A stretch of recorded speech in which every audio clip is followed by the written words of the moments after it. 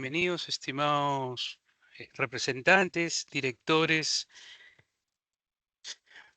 TC, docentes y personal administrativo de la UGEL 3. Para nosotros es un gusto tenerlos presentes el día de hoy para conversar un poco sobre este tema que es la ética e integridad en la función pública. Y antes de dar inicio, quería darles algunas indicaciones. A través del chat se les va a compartir un enlace de asistencia por el cual ustedes podrán ingresar para registrar su participación el día de hoy. Es importante que lean las preguntas con calma y completen la información de manera correcta en lo que se les está pidiendo, ¿no? Les digo esto porque a veces algunas personas ponen el DNI en vez del o ponen el número celular en vez del DNI, o ponen el DNI en el nombre, en el lugar del nombre. Entonces háganlo con calma, ingresen, no hay apuro. Pero sí es importante mencionar que el registro es el único medio de verificación para que ustedes puedan dar fe o nosotros podamos reportar la asistencia del día de hoy a esta charla. La intención de esta charla es poder reflexionar acerca de algunos conceptos, como es el código de ética en la función pública, para luego pasar a conversar un poco sobre el conflicto de intereses y la gestión de denuncias y medidas de protección al denunciante. Estos son los tres grandes temas de los cuales yo les voy a hablar el día de hoy. Y como les mencionaba anteriormente, se les va a compartir o se les está compartiendo por el chat un enlace para que ustedes puedan registrar su asistencia. Igualmente, para los que estén y lo puedan hacer, pueden escanear este QR que está apareciendo en pantalla, que también los va a dirigir al mismo enlace y al mismo registro de asistencia. Entonces, hay dos formas. Pueden escanear este código QR y registrar su asistencia o por ingresar a través del chat o del globito que sale arriba de PIR al enlace que está apareciendo para registrar su asistencia el día de hoy. Es importante que lo puedan completar eh, durante la charla porque una vez que finalice la charla ya el registro se cerrará y no se podrá registrar su participación. Entonces, cuando nosotros pensamos en estos temas que nosotros como Oficina de Integridad mm, tenemos la función o la misión de difundir y promover, siempre tenemos que ir pensando en algunos criterios que engloban esta definición o que engloba la, la intención que nosotros tenemos por la promoción de la ética y la integridad. Entonces, buscando nosotros encontramos una definición al respecto de la integridad que considero que resume bien lo que debe ser la búsqueda de todos nosotros como servidores y funcionarios del sector público. Y es que la integridad es buscar hacer siempre lo correcto aunque nadie nos esté viendo.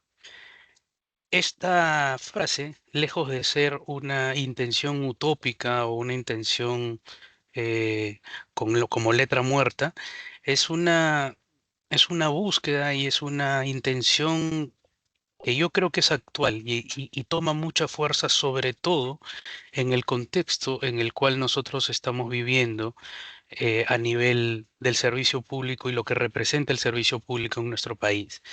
Esta búsqueda de hacer lo correcto, aunque nadie nos esté viendo, es una misión que considero que debe ser eh, individual, que debe ser la búsqueda que cada servidor público eh, tiene que tener en su deber y misión como servidor y funcionario público respondiendo a la vocación por el cual es la finalidad de la función pública. Ahora, ¿qué pasa o qué interfiere con esta búsqueda de la coherencia, como es esta frase de la integridad? Justamente la corrupción. La corrupción, si nosotros recordamos o buscamos la definición de la corrupción, vamos a encontrar que básicamente lo que nos dice la Política Nacional de Lucha contra la Corrupción indican que la corrupción se entiende como el mal uso del poder. Entonces, bueno, que puede ser público o privado, y lo que busca este mal uso del poder es beneficiar a una persona o a un grupo particular de personas. Entonces, todos los servidores y funcionarios públicos, en alguna medida, tenemos algún nivel de poder, dependiendo de las responsabilidades y dependiendo de las funciones que cada uno de nosotros desempeña, tenemos un poquito más o menos de injerencia en las decisiones que nosotros tomamos. Pero sea cual sea el nivel de poder que tenemos, cuando se hace un mal uso de ese poder, es que nos vamos acercando a este concepto de la corrupción. Y es muy fácil observar lo que sucede en el día a día, viendo las noticias, leyendo los periódicos, buscando en portales web, los diferentes ejemplos que van saliendo, que nosotros podríamos hacer una especie de bitácora con todos los ejemplos que existen de justamente este mal uso del poder. Ahora, yo me hago una pregunta. Cuando nosotros pensamos en la corrupción y cuando entendemos ese concepto de corrupción, entendemos o lo podemos observar en otras personas. La pregunta es, nosotros podríamos hacernos una pregunta paralela o similar y pensar si nosotros también formamos de alguna medida parte de esa corrupción.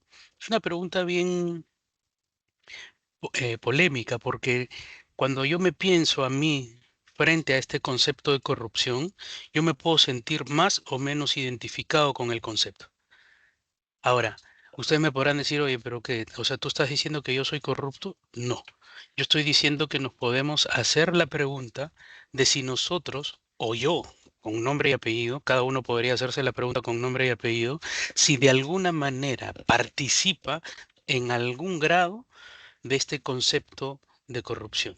Ahora, yo encontré un video que quiero mostrárselos a continuación para, para ir más o menos asentando esta pregunta que les acabo de hacer. ¿Sí? Vamos a verlo y miren cuáles son las acciones y qué configura eh, cada personaje, qué nivel de participación en el concepto que al final el video va a exponer tiene para, en forma particular. ¿Sí? Ay, doña Telmita, es que todo volvió a subir. De aquí solo le alcanza para la mitad, mi reina. Todo subió. Es una vergüenza lo que te pagan en ese trabajo. Búscate otro. Bueno, maestra, usted decide. O me lo llevo o lo arreglamos aquí. Usted tiene la última palabra. Mira, aquí procede corte, pero si me da para las agüitas. Yo puedo presentar su cotización como la más baja, pero me toca un 10% en efectivo. Le traigo una excelente noticia. Logré que nos compraran a nosotros, pero tenemos que pasar el 20% en efectivo. Mira, vos me enteré que quieren bajar los aranceles. Necesito que tu bancada me bloquee esa iniciativa porque necesito subir un poquito los precios. Igual siempre has contado conmigo. Nos cayó un dinerito extra. Lo mismo de siempre, por favor. Ay, ceñito, va a pensar que soy yo, pero no es cosa mía. Todo volvió a subir y yo le estoy cobrando lo justo. A mí ya no me queda nada. Si de verdad quieres cambiar a tu país, cambia tú primero. Esta frase con la que termina el video es, yo la considero fuerte, ¿no? Dice, la corrupción somos todos. Y por eso yo les hacía la pregunta anteriormente, ¿no? Si hacemos un examen de evaluación personal desde la dimensión o desde todas las decisiones que nosotros hemos tomado, desde todas las decisiones que hemos, o todas las elecciones que hemos hecho desde nuestra experiencia humana y como servidor público, cuán cercano o cuán lejano me siento yo de esta frase. Si es que yo he estado frente a un acto o he tomado conocimiento de un acto incorrecto, por ejemplo, y he elegido callarme, soy parte también. Si, si yo he dejado que suceda, más promisión a veces he encontrado cuando converso con las personas, ¿no? Por temor, por omisión, por cansancio, por resignación, por pensar que las cosas siempre son así o que nos hemos acostumbrado a que las cosas siempre sean así. Entonces, Ahora, esto se los digo no para decepcionarnos o para decir que ya todo está perdido, sino que es un examen y es un ejercicio. Esta, al menos es la intención de esta charla conmigo el día de hoy, es reflexionar sobre estos temas. Entonces, si la integridad es la búsqueda de hacer lo correcto siempre, así nadie me esté viendo, y tenemos un gran obstáculo delante, que es la corrupción, la gran corrupción y la mediana corrupción y la pequeña corrupción, lo tenemos al frente como una situación, es como una pandemia, ¿no? Es como, endémico, está presente siempre.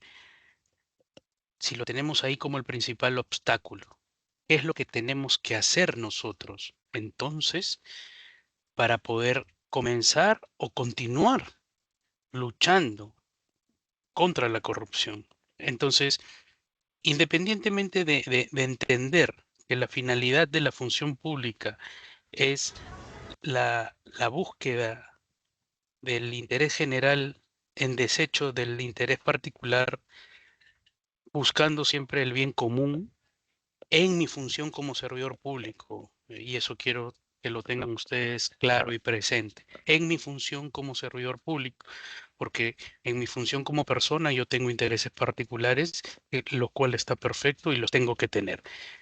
Pero en mi función como servidor y funcionario público yo tengo un nivel de responsabilidad frente a la búsqueda del interés común. Quiere decir que todas las acciones que yo eh, desarrolle en materia del cargo que yo ejerzo como servidor o funcionario público, tienen que estar alineadas a la búsqueda del interés general, porque esa es la finalidad de la función pública y yo soy servidor o funcionario público. Entonces, para yo poder responder siempre a esa finalidad, tengo que buscar cuál es la razón por la cual yo soy o decidí ser y elijo ser día a día servidor público. Si no hago esa conexión, es muy difícil que yo empatice con la finalidad pública, es muy difícil que yo empatice con el servicio público y por lo tanto lo defienda.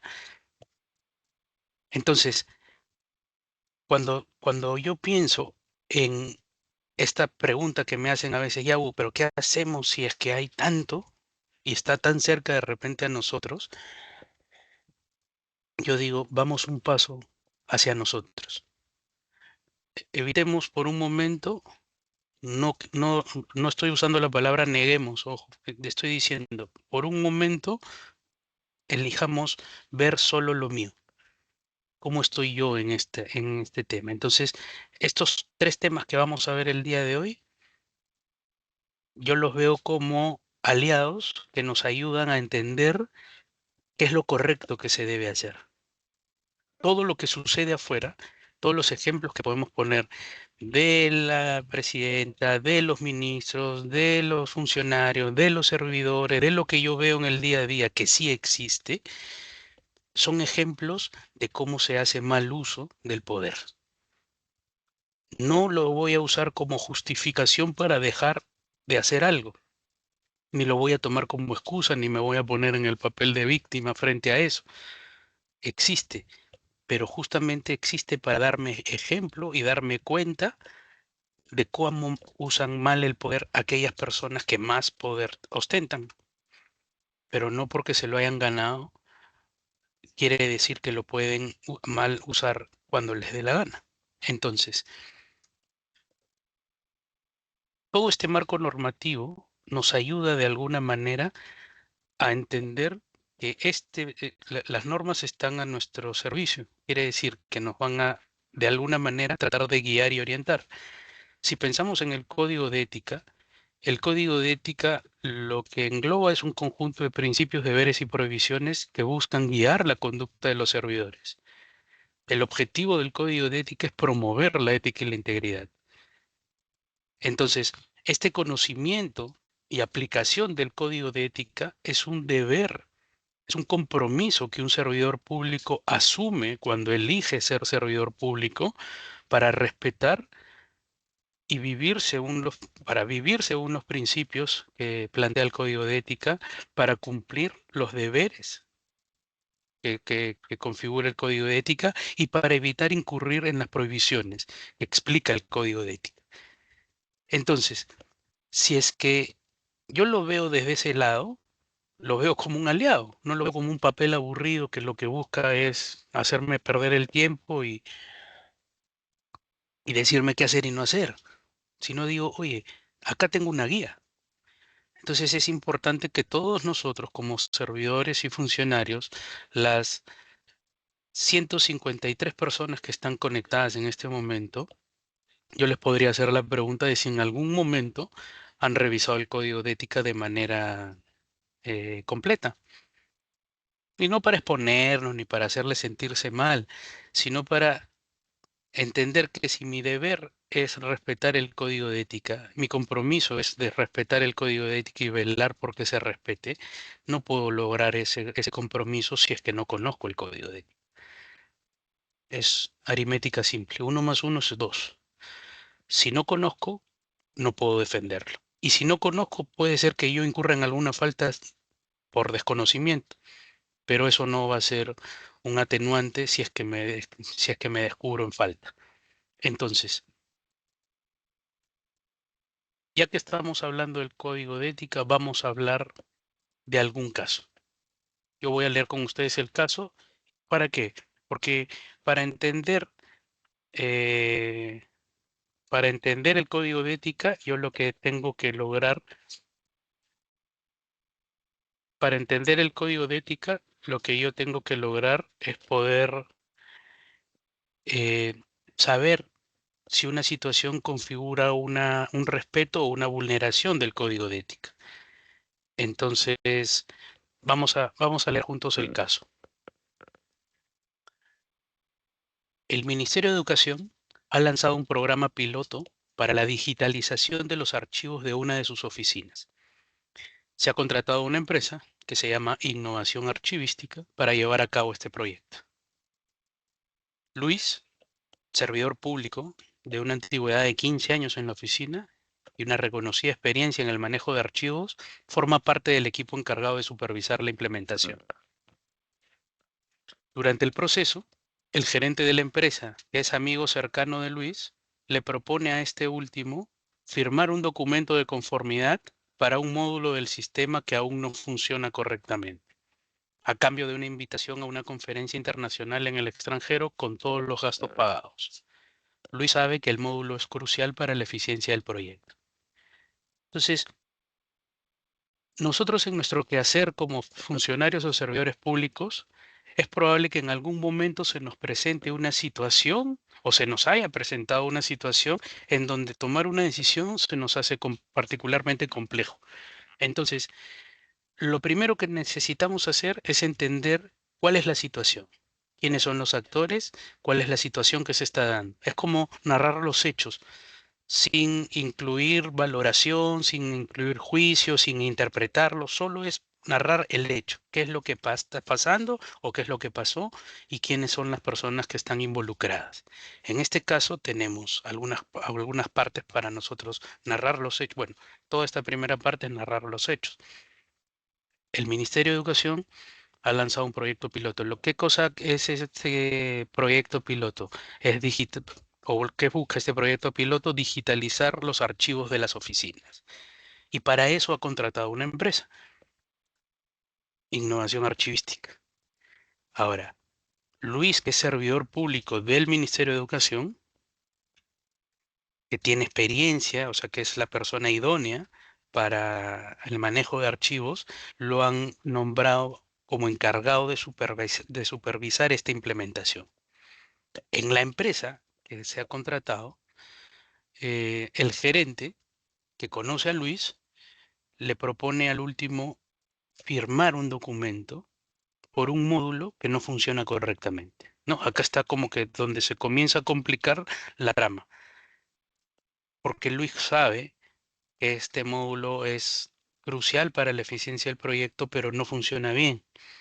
Y a cambio le están ofreciendo una conferencia internacional en el extranjero con todos los gastos pagados.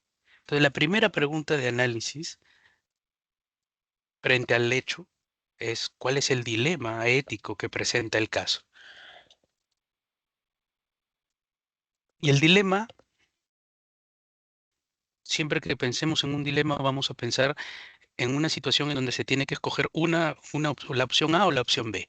Entonces, en este caso, Luis enfrenta un conflicto entre el deber que tiene de velar por la eficiencia y la correcta ejecución del proyecto y el deseo de aceptar un beneficio personal, que es el viaje, que podría comprometer la objetividad que él como encargado de evaluar las propuestas se tiene.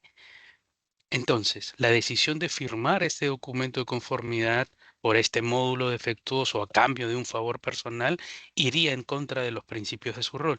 Si se dan cuenta, se va pareciendo un poco a la definición que nosotros dábamos sobre lo que es la corrupción, ¿no? Que es el mal uso del poder. ¿Cuál es el poder en este caso? El poder que tiene Luis en este caso es tener, ser el encargado de la supervisión de la implementación del programa piloto para digitalizar los archivos de las oficinas.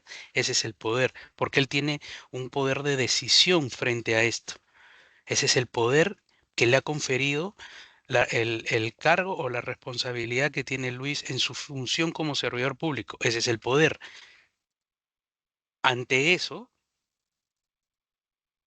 es firmar un módulo defectuoso a cambio de un favor personal sería mal usar el poder que tiene Luis en búsqueda de un beneficio particular. ¿Cuál es el beneficio particular? Es que a él le van a pagar un viaje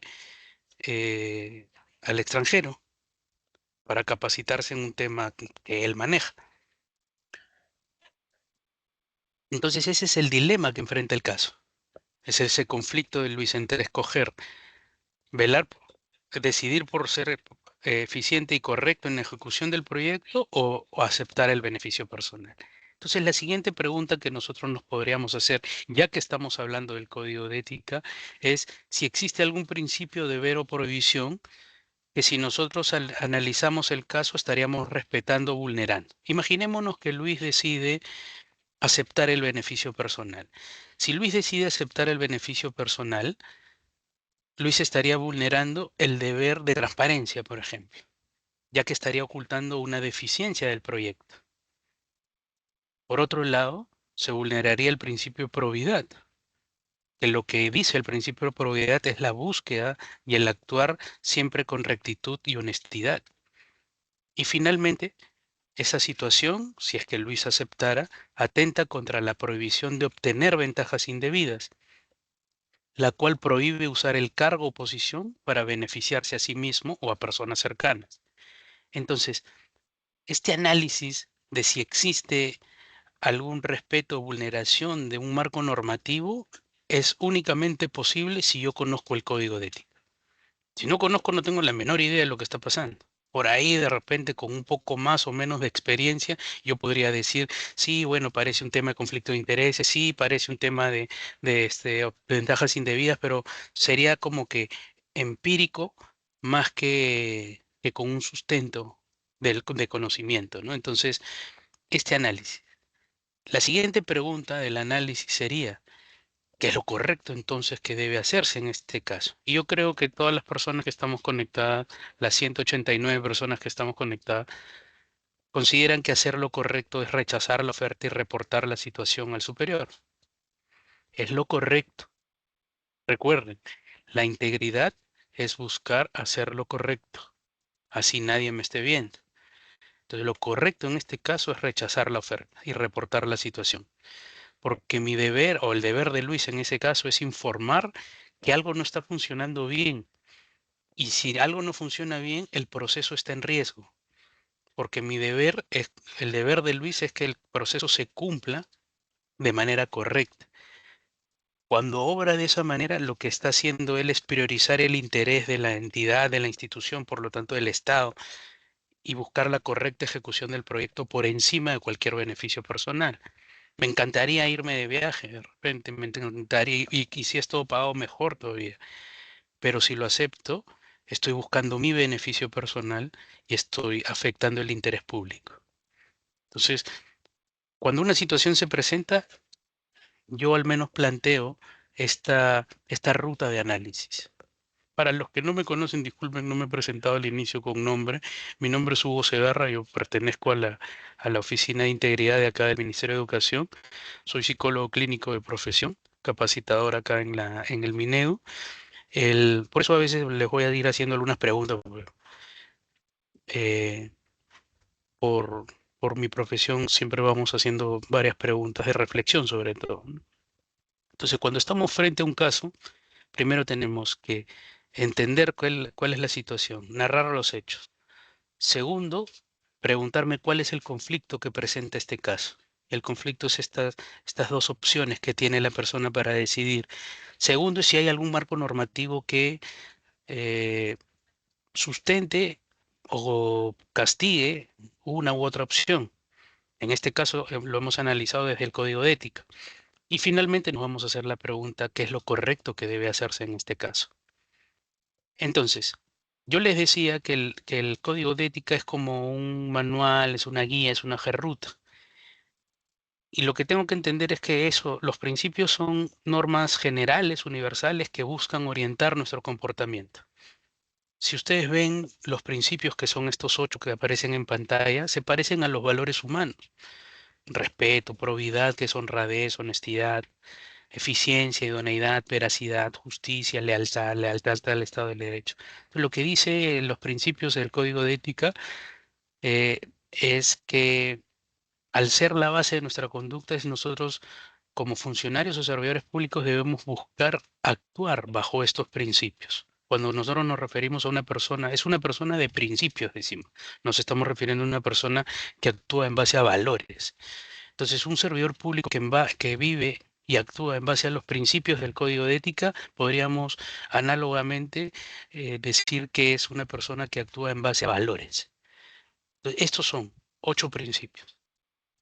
En segundo lugar, tenemos los deberes. Los deberes son esos compromisos u obligaciones que nosotros como servidores públicos asumimos una vez que decidimos y elegimos ser servidores públicos. Entonces, lo que buscan los deberes al cumplirlos es orientar y permitir una sana convivencia. Se complementan los derechos y lo que busca es el equilibrio. Eran 8 principios, tenemos 6 deberes. Tenemos el deber de neutralidad, tenemos el deber de transparencia, tenemos el deber de ser discretos, de hacer un ejercicio adecuado del cargo, de hacer un uso adecuado de los bienes del Estado y tenemos el deber de actuar con responsabilidad.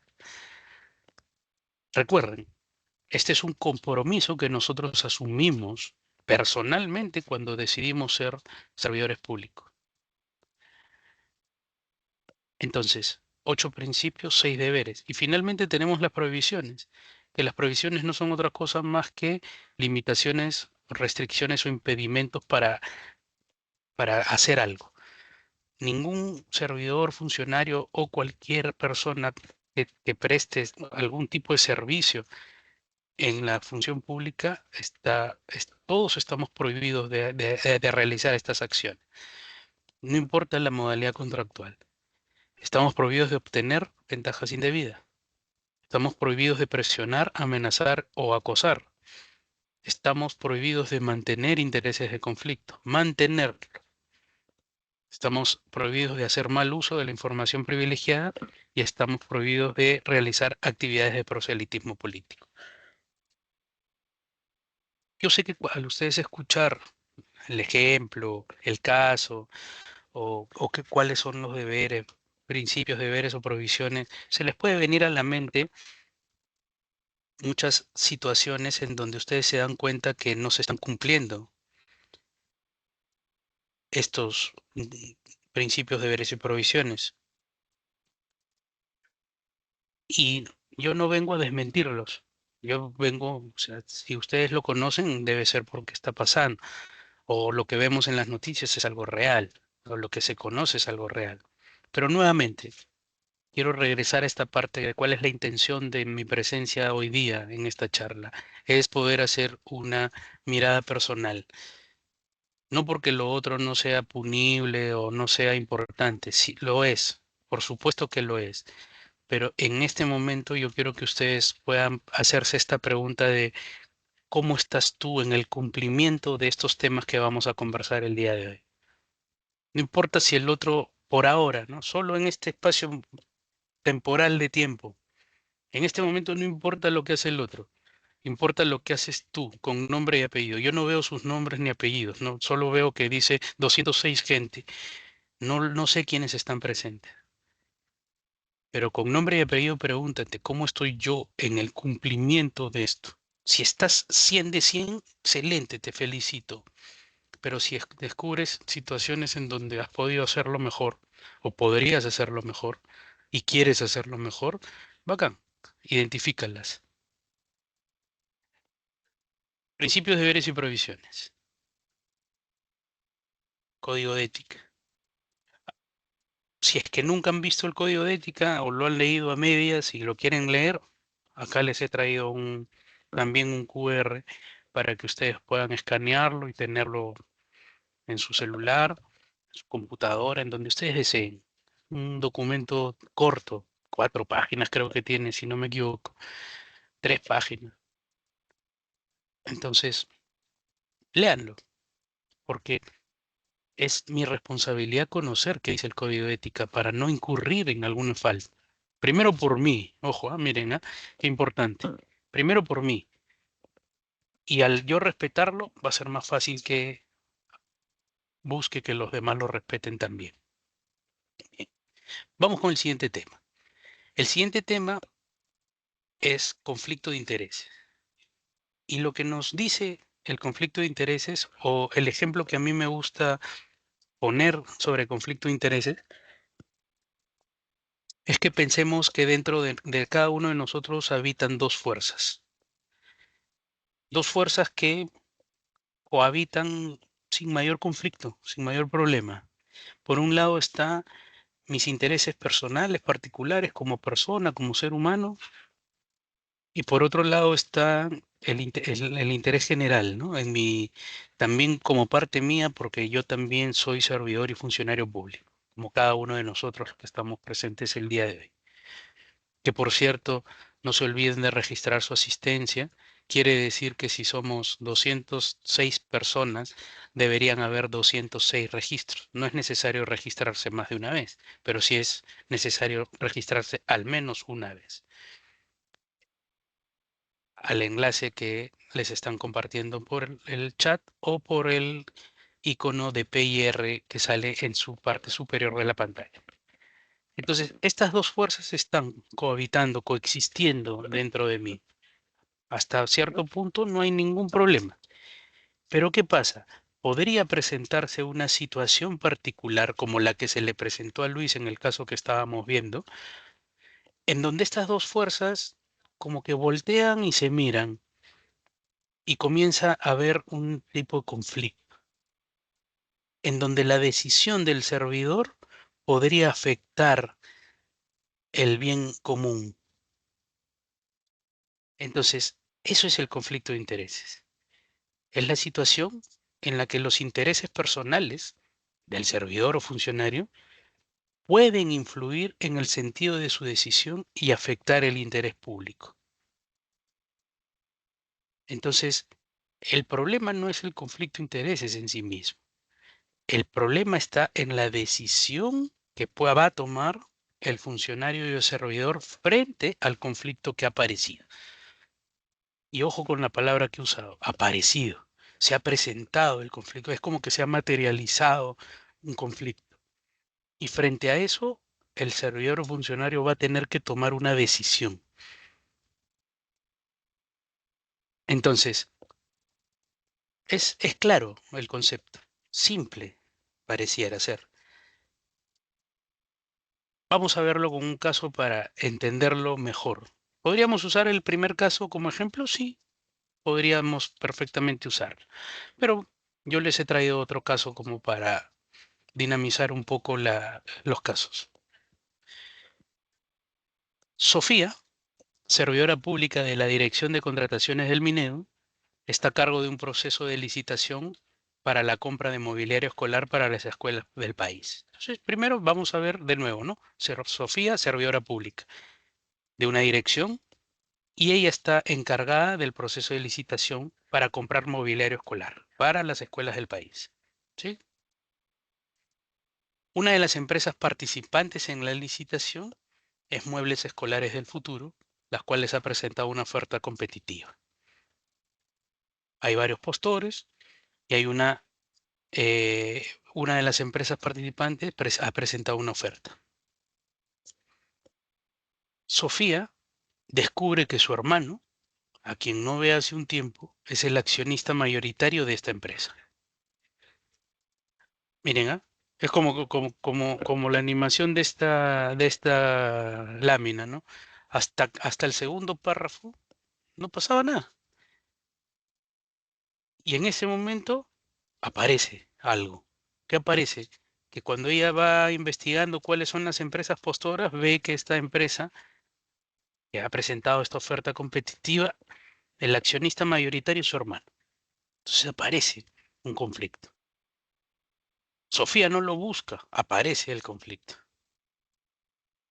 Por un lado, Sofía desea que la mejor oferta gane la licitación para beneficiar al Estado, porque esa es la finalidad de la responsabilidad que tiene Sofía como encargada del proceso de licitación. Ver lo mejor para la entidad, para el Estado, para las escuelas del país, porque ella sirve en el sector educación. Entonces ella tiene que buscar el bien común en el sector educación. Y por otro lado tiene el interés personal particular, que es que la empresa de su hermano tenga éxito, porque eso podría significar una mejora en la economía de la canasta familiar de su hermano.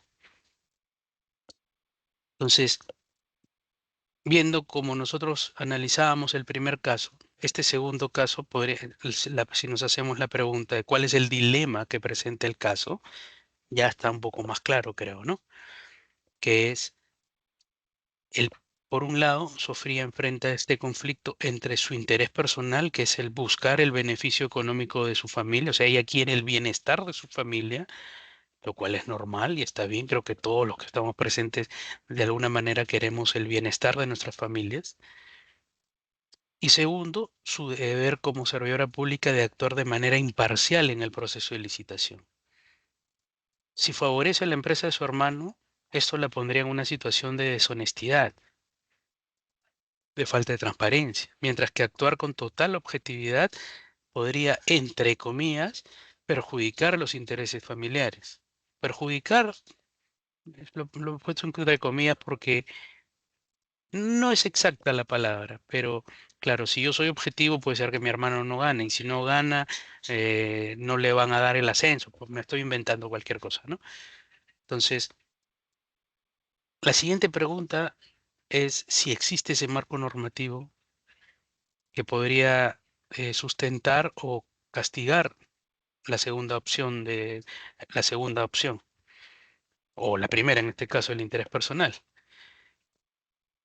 Si ella decidiera no hacer nada frente a lo que ha descubierto, que es la empresa de su hermano como accionista mayoritario, se vulneraría el principio de neutralidad, por ejemplo, ya que ella como servidora pública estaría interviniendo en un asunto en el que tiene un interés particular y claro que puede influir en su decisión. Y también se ajusta a una prohibición de mantener intereses de conflicto, la cual dice que estamos los servidores impedidos de intervenir en asuntos que tienen un interés personal o familiar. Entonces, es importante entender si hay un marco normativo por el cual nosotros podemos analizar el caso. Y esta última pregunta que siempre va a estar, que es, ¿qué consideran que es lo correcto que debe hacerse en este caso? Y lo correcto en este caso es que Sofía informe a su superior sobre la situación y proponga su abstención de participar en el proceso de licitación. Ella debe solicitar ser apartada del caso para garantizar la transparencia y la objetividad del proceso. Eso es lo correcto. Porque miren, voy a retroceder un poco. Lo que dice la prohibición del Código de Ética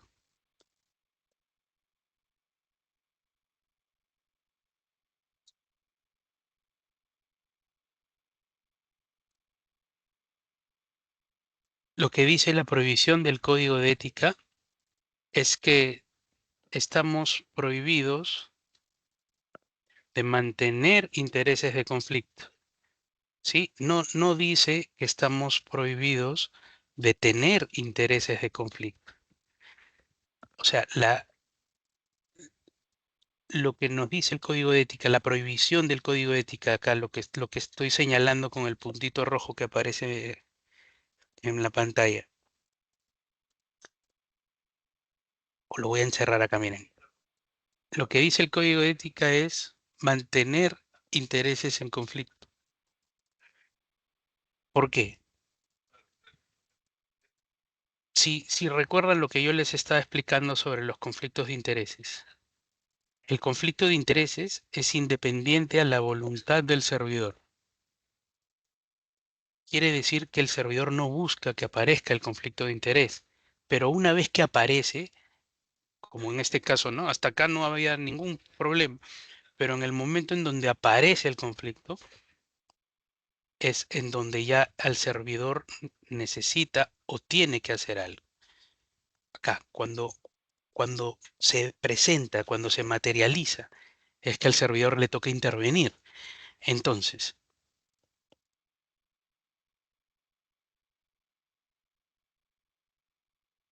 quiere decir entonces que podría existir o existe tipos de conflicto de intereses. Yo les he traído dos. Un tipo de conflicto de interés, un tipo de conflicto de interés es aquel conflicto en donde pareciera ser que todavía no sucede, es a futuro. ¿A qué me refiero? Se produce cuando el servidor podría haber afectado su criterio o su imparcialidad en el futuro, en donde en una situación hipotética le correspondería intervenir en un caso en el que él tiene interés particular, personal. Acá la clave está que el conflicto aún no existe, pero podría producirse. ¿Sí? Potencial, el interés de conflicto potencial es que todavía no existe, pero podría producirse, porque la situación configura que yo conozca la empresa, por ejemplo, que haya una persona cercana a mí o familiar que sea parte del comité, o perdón, que sea parte de los postores y yo forme parte de uno de los comités, pero todavía no me lo han asignado, entonces podría ser que suceda, es potencial, no ha sucedido. Versus el interés de conflicto real, que el riesgo sí es actual.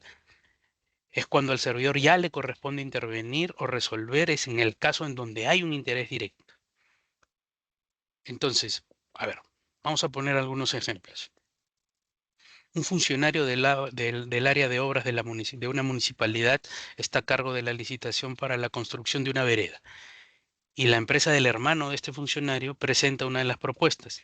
El funcionario es el encargado de evaluar las ofertas.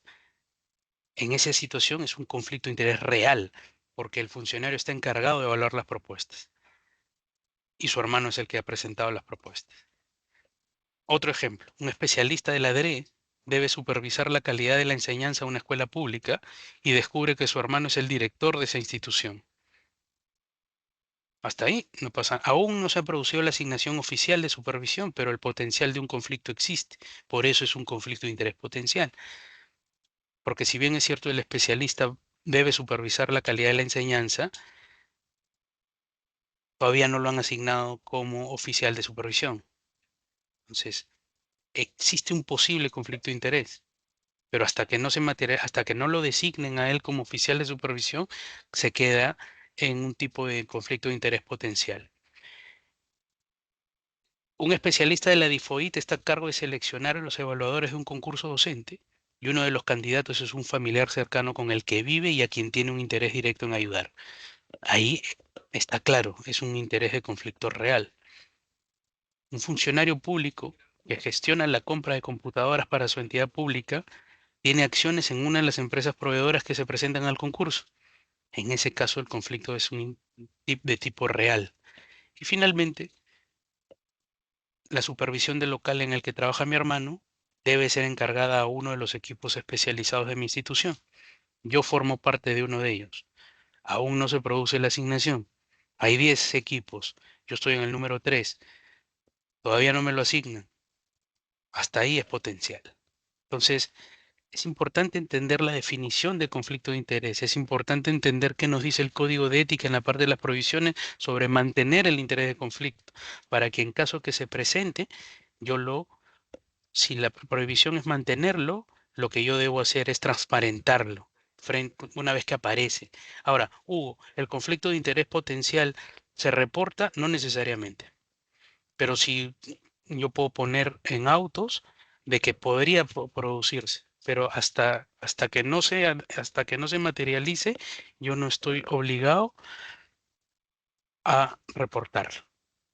Una vez que es real, es que ya debo yo actuar conforme a lo que dice el Código de Ética, que es la prohibición de mantenerlo. Entonces, viene una pregunta importante que hacernos. ¿El interés de este conflicto es malo? No en sí mismo. Lo malo es mantenerlo, ocultarlo o actuar bajo su influencia. Porque así pensemos que el conflicto de intereses no nos va a influenciar de ninguna manera, hay que informarlo. Y dado el caso, prever nuestro apartamiento. Ahora, una de las herramientas con las que contamos nosotros para prevenir o gestionar de una manera adecuada el conflicto de intereses es la declaración jurada de intereses. Ahora, ¿por qué es importante la declaración jurada de intereses? Porque la declaración jurada de intereses cumple un rol preventivo que al ayudarnos a identificar y evitar posibles conflictos de interés en la administración pública. La información de la declaración jurada de intereses debe ser completa y veraz. Ahora, ¿qué sucede si no presento mi declaración jurada de intereses? Puedo ser sancionado por la Contraloría o por la entidad hasta por una destitución e inhabilitación por 5 años. Ahora, no sé si acá no lo he traído. No todos somos sujetos obligados de presentar declaración jurada de intereses, ¿sí? Acá quiero que ustedes tengan en cuenta que si somos sujetos obligados, se nos va a notificar por correo. Nos va a llegar un correo diciéndonos que somos sujetos obligados de presentar declaración. Si no han recibido el correo, no se preocupen, no lo son. Hay ciertos cargos o ciertas funciones que configuran, por ejemplo, ministros, viceministros, asesores, jefes, directores, jefes de dirección me refiero, personal que trabaja en el área logística, personal que está a cargo de las contrataciones, personal que maneja dinero. Hay ciertos cargos. Ahora, no todos, como les digo, personal que trabaja en la oficina de integridad, nosotros acá, independientemente del vínculo contractual, todas las personas que trabajan en la oficina de integridad son sujetos obligados de presentar declaración jurada de interés. ¿En qué momento se presenta la declaración jurada de interés? Son 3 momentos. Siempre vamos a pensar en 15 días, ¿sí? Imaginémonos que me contratan hoy, que es 24 de septiembre. Tengo desde el día de hoy 15 días hábiles para presentar mi declaración jurada que se va a llamar declaración jurada de inicio. Dentro de los 15 días de haber sido contratado. Esto incluye designación de comités, comisiones temporales o especiales. Es el requisito para ejercer el cargo. Después vamos a pensar en la siguiente, que es la declaración jurada periódica, que va a suceder en cada aniversario. O sea, me contrataron hoy 24 de septiembre del 2025. El 24 de septiembre del 2026 tengo 15 días a partir de esa fecha para presentar mi declaración jurada periódica. Y así cada año. Es requisito también para poder continuar ejerciendo el cargo. Y luego tengo la declaración de cese, que es que en el momento que cese mi vínculo con la entidad, tengo 15 días a partir de esa fecha para presentar mi declaración jurada de cese. Es requisito para la entrega de cargo en algunos casos o la conformidad del servicio. Entonces tengo 3 momentos. Igual, si es que ustedes tienen alguna duda, por favor recurran a su máxima autoridad, a su oficina de integridad o la que haga sus veces, para poder consultar si es que necesitan alguna asistencia para presentar su declaración jurada de intereses. como les repito, no todos son sujetos obligados. Hugo, ¿las órdenes de servicio también presentan declaración jurada de intereses? Sí, pero no todas. Ahí sí, se les notifica a todos servidores y órdenes de servicio, se les notifica por correo de que son sujetos obligados a presentar.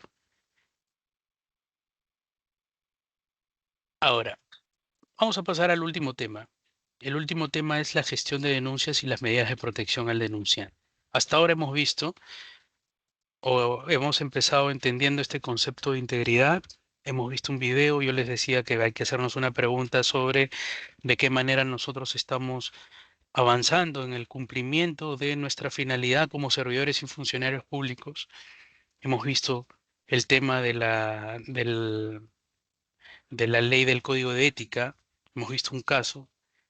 Les he dicho que hay algunas preguntas que nosotros podríamos hacernos para analizar el caso, que es la narración de los hechos, seguido de cuál es el dilema que presenta la situación o que expone la situación, y después de eso, si es que hay algún marco normativo, cuál fundamentar el cumplimiento o incumplimiento de alguna de las dos decisiones, y finalmente terminamos con la pregunta de qué es lo correcto de hacer frente a eso.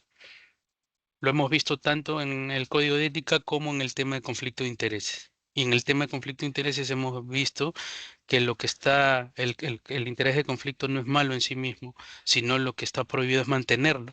Entonces quiere decir que si se presenta el conflicto de intereses, lo que debo hacer respondiendo a mi responsabilidad es transparentarlo, comunicarlo, y si es que soy miembro de un comité de selección o tengo alguna capacidad de decisión, tengo que proponer mi abstención del caso. Hemos dicho también que existen dos tipos: conflicto de interés potencial, que es a futuro, podría producirse, pero no se ha producido aún, o conflicto de interés real, que es que el riesgo se ha materializado y se está dando actualmente. Después, para ir cerrando el tema de conflicto de intereses, hemos dicho que nosotros tenemos un mecanismo para gestionar o para prevenir el conflicto de intereses, que es la declaración jurada de intereses. No todos somos sujetos obligados, se nos notifica si es que lo somos, y tenemos que presentarlo en 3 momentos: al inicio, de manera periódica o al cese. Y ahora vamos a ver este último tema, que es la gestión de denuncias y medidas de protección al denunciante. Vamos a empezar de frente con un caso, ¿sí? El caso va a tener la misma división que los anteriores. Ricardo, servidor público del área de logística, se da cuenta de que su superior directo, que es el jefe del área, está aprobando la compra de equipos informáticos a un proveedor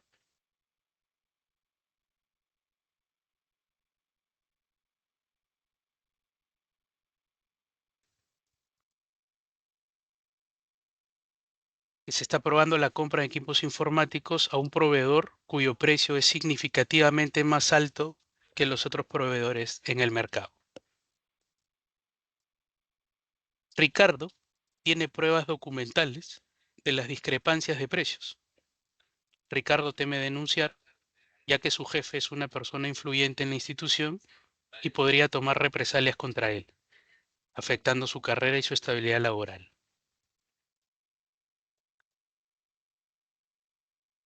Este caso es interesante porque plantea un obstáculo que en todo este tiempo que yo vengo conversando con las personas sobre el tema de las denuncias, es un tema recurrente.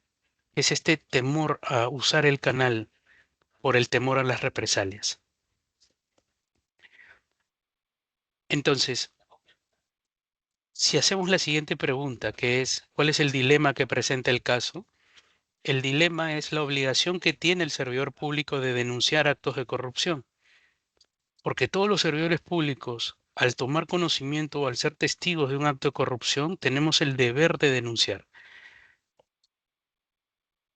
Y la otra parte es el miedo a sufrir represalias laborales. Es algo real, no lo quiero negar, es algo real, el miedo a sufrir represalias.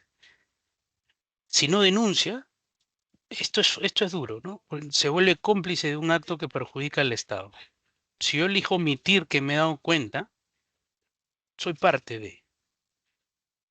Y si lo hace, o sea, si denuncia, se expone a posibles consecuencias. Si ustedes recuerdan lo que yo les decía al inicio, imaginémonos que tú estás al medio y por un lado está la finalidad pública y por otro lado está tus intereses personales. Dentro de tus intereses personales o de nuestros intereses personales como servidores y funcionarios públicos, uno de esos intereses es mantener mi trabajo. Por lo tanto, mantener el sustento económico que representa el hacer mi trabajo. Ese es mi interés personal como servidor público. En una situación como la que está planteándose para Ricardo, su interés personal de mantener su trabajo se ve en conflicto con su deber de denunciar a cualquier acto que vaya en contra del marco normativo o que configura un posible acto de corrupción. Ese es el dilema. Entonces, ¿qué es lo correcto que debe hacerse en este caso? Lo correcto, tal cual lo dice la norma, es que se debe presentar una denuncia formal por un presunto acto de corrupción a través de cualquiera de los canales establecidos en el MINEO. Si hay mucho temor a las represalias, hay medidas de protección. Entonces, Ricardo puede solicitar medidas de protección, como por ejemplo la reserva de identidad o traslado temporal a otra área. Entonces, primero vamos a conocer cuáles son los canales que existen. Existe un canal que es como que universal, ¿no? Estándar para todas las instituciones del Estado, que es la plataforma digital única de denuncia. En todos los portales institucionales hay esta plataforma, todas tienen la misma interfaz. Otro canal es las mesas de parte, que pueden ser presenciales o virtuales. Y también existe correo electrónico que es cerocorrupción@minedu.gov.p. Cada entidad puede tener sus propios canales para la presentación de denuncia y si es que hay alguna duda, lo que les recomendamos es consultar con el equipo, con la Oficina de Integridad o la que a sus veces en su institución. Pero existen estos canales y también existen medidas de protección que se pueden pedir para las personas que desean denunciar. Primero es la reserva de identidad. Esta medida de protección se otorga si la persona lo pida o no lo pida. Desde el momento que la persona decide denunciar, se otorga esta medida de protección que es la reserva de identidad. ¿Y qué es lo que implica esta medida de protección? Es que se garantiza la absoluta reserva de la identidad del denunciante durante la investigación y el proceso, incluso una vez que culmine. Cuando la persona denuncia, pone sus datos, la página lo que arroja es un código cifrado que es el código por el cual se comienzan a comunicar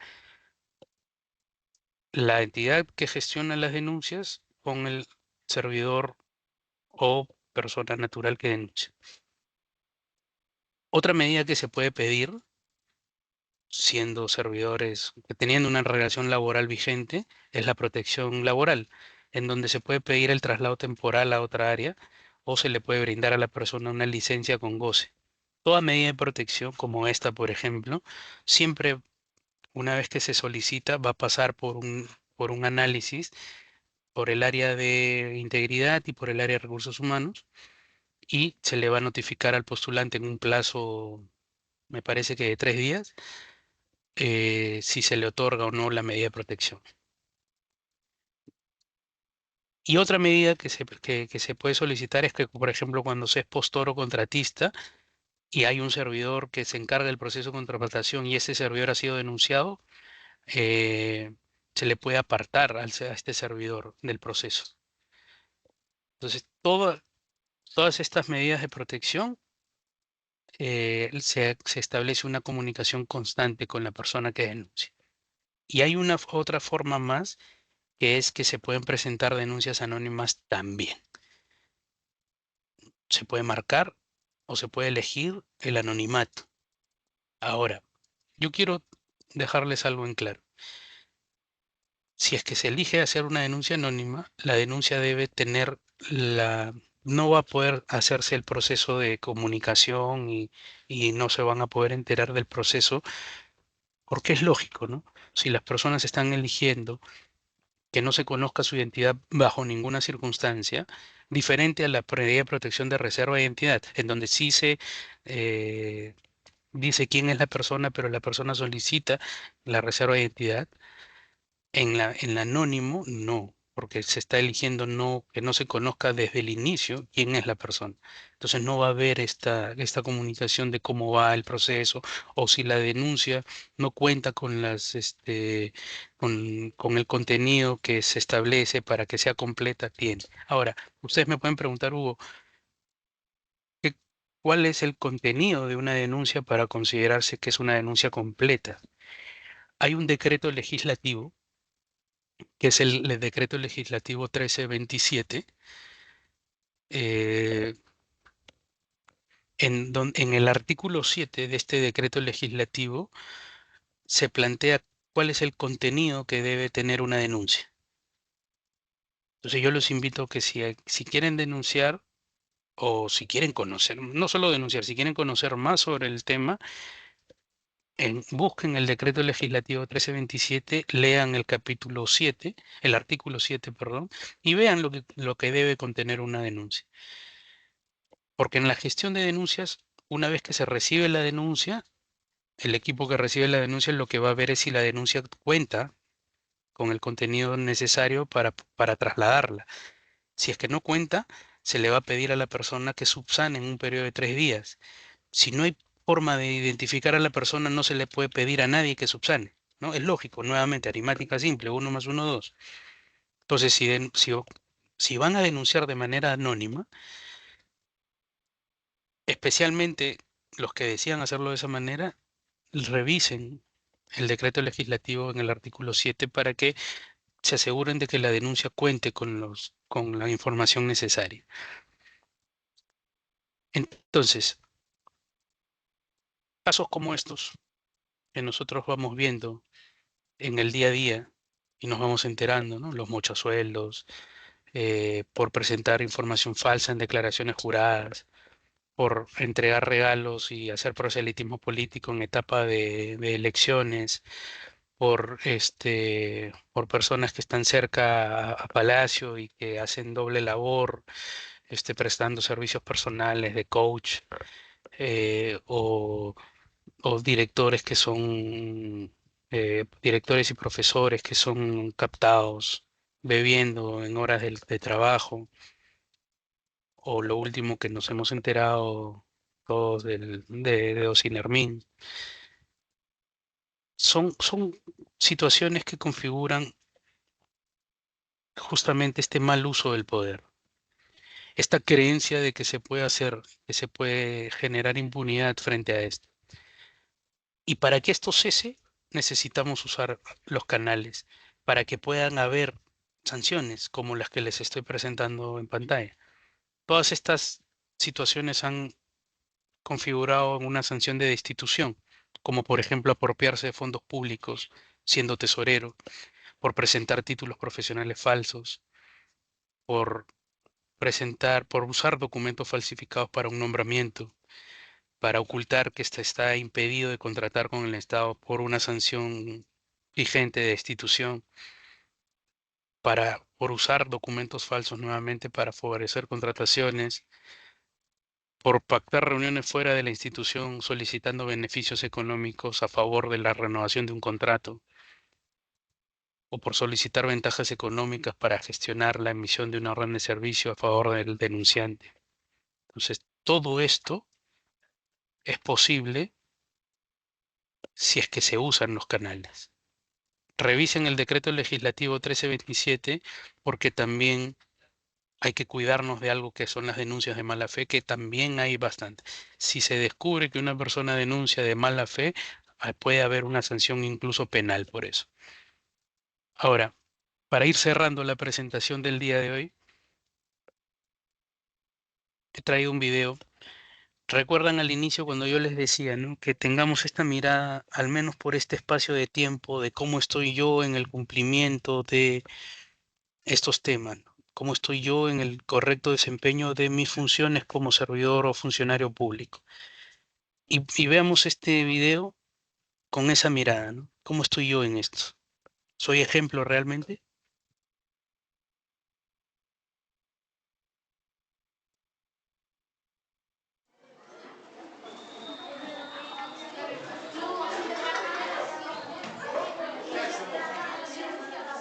Niños, niños, para mañana quiero que me traigan un ensayo en el que hablen todo lo referente a su papá.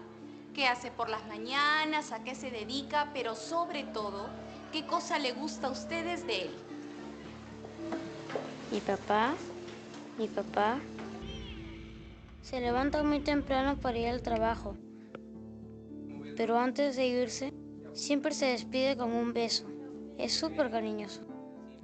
Cuando me dejan tareas en la escuela y no puedo hacerlas y siento que me rindo, papá siempre me enseña con mucha paciencia y es que es tan inteligente. Siempre anda de saco y corbata y donde trabaja hay mucha gente entrando y saliendo. A veces llega muy cansado porque nos cuenta que algunas personas pueden ser malas y desconsideradas con el resto. Mamá dice que papá es muy importante para las personas y que es una persona justa, honorable y muy buena. Yo no lo dudo.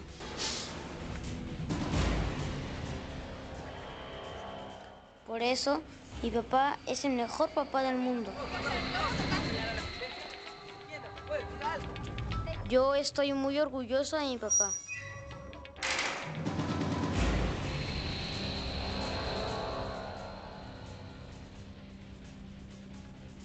¿Y tú? ¿Qué haces para que tus hijos se sientan orgullosos de ti? Dile no a la corrupción, estés en la posición en la que estés.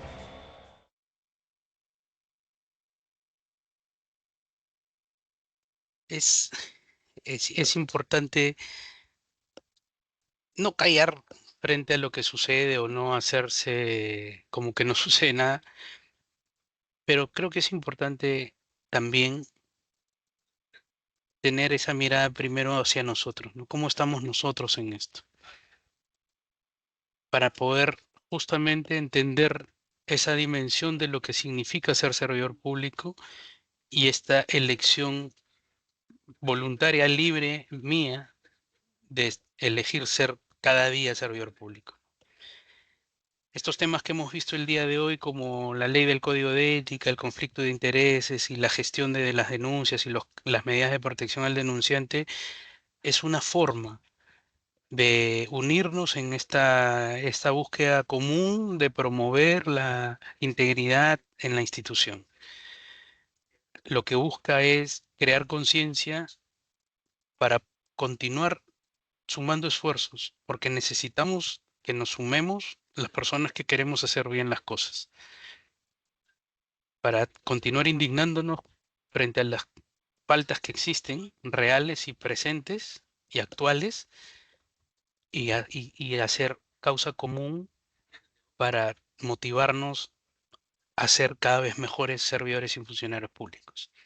Así que para mí es para mí es un gusto poder haberles presentado estos temas. Los felicito a cada uno de ustedes por la labor que desempeñan, una labor tan bonita que es la dirección y la docencia, justamente para un público tan vulnerable como son los niños y los jóvenes. Tanto necesitan de personas como nosotros y como todos los que están presentes comprometidas con hacer bien las cosas.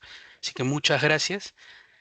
Para mí ha sido un gusto, una felicitación a nombre de la Oficina General de Transparencia, Ética Pública y Anticorrupción y nos estaremos viendo, si Dios quiere, en alguna otra ocasión. Gracias. No se olviden, por favor, de que si no se han registrado, continúen registrarse en el enlace. Bien. Así que muchas gracias, que tengan una buena tarde y un buen fin de semana. Hasta luego.